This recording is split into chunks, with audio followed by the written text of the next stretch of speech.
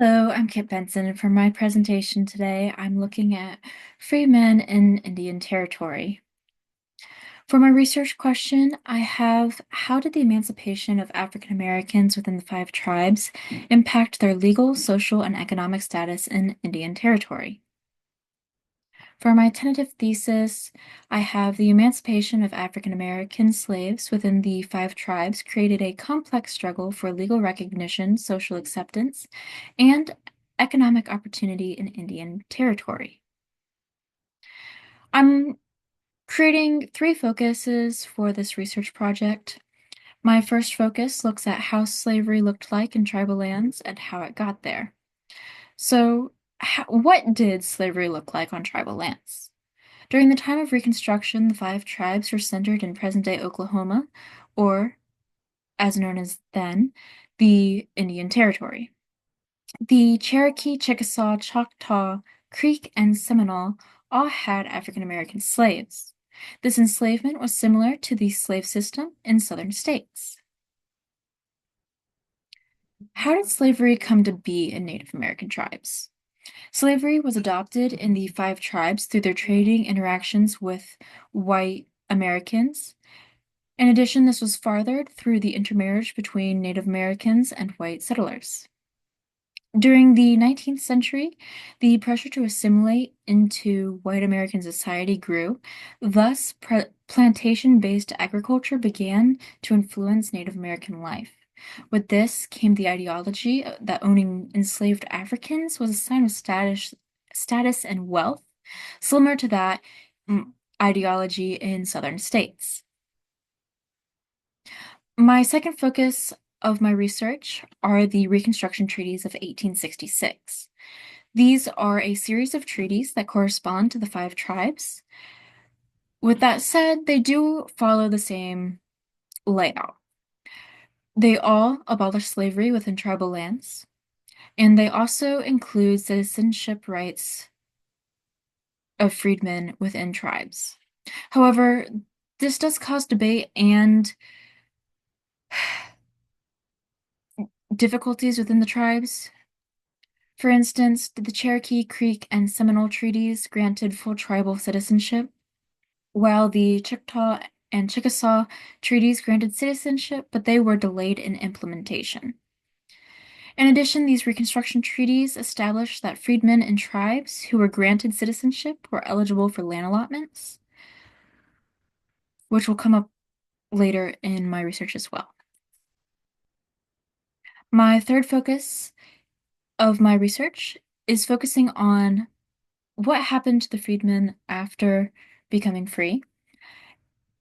In addition, it looks at how it impacted the Native American society. So first, after becoming a freedman, despite legal recognition, there was still discrimination and exclusion happening to newly freed slaves within tribal lands. One example of this is the intermarriage that was often not recognized, and many cases went to Indian court to be validated. This created conflicts in tribes that did not truly see freedmen as their own citizens. Another item I am looking into are the freedmen who often received less desirable land when given land allotments. This impacted their economic ability while also creating a rise of all Black communities. Another aspect of this third point are how were the tribes impacted by nearly free slaves.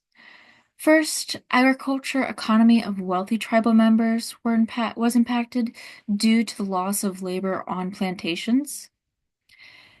In addition, tribal land was divided into individual allotments, which was a new idea in the area, and freedmen received land alongside Native Americans, which diminished the Native American lands and caused conflicts. In addition, revisiting intermarriage was a complicated topic in many of the five tribes. Some of them, such as the Creek and Seminole nations, had a history of intermarriage at this point already, so it was very much accepted. And they had some African American Seminoles holding leadership roles at this point as well. However, the Cherokee Nation, while they did accept intermarriage, these families were often faced with discrimination exclusion from tribal activities and functions.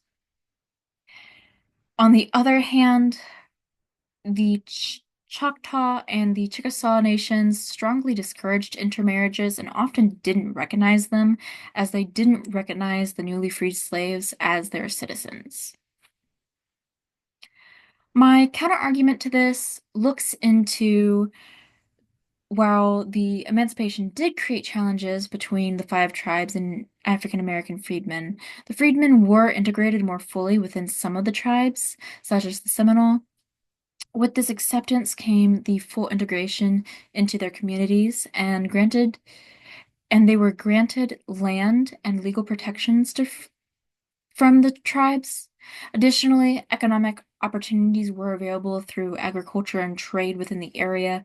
Ultimately, this argument accepts that there were struggles, but with certain communities. In addition, freedmen were able to have stable and prosperous lives within Indian territory, which gave them the opportunity to establish themselves as newly freed individuals. Finally, I have my sources. Um, the National Archives one is the Treaty of the Cherokee, which I found, which illustrates the abolishment of slavery within tribal lands and the citizenships and rights they newly freed men earned. And then here are a couple of my other sources. And thank you for listening to my presentation. I hope you have a great day.